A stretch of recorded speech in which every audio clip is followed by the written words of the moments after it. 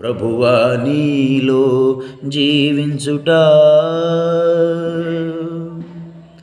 పాప నియమమును బహు దూరముగా చేసి పాప నియమమును బహు దూరముగా చేసి పావన ఆత్మతో పరిపూర్ణమైనని పావన ఆత్మతో పరిపూర్ణమైనని పాదపద్మమును హత్తుకొనేదను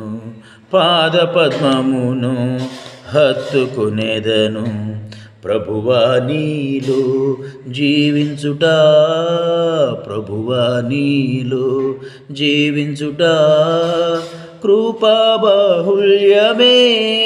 నాయడ కృపా బాహుళ్యమే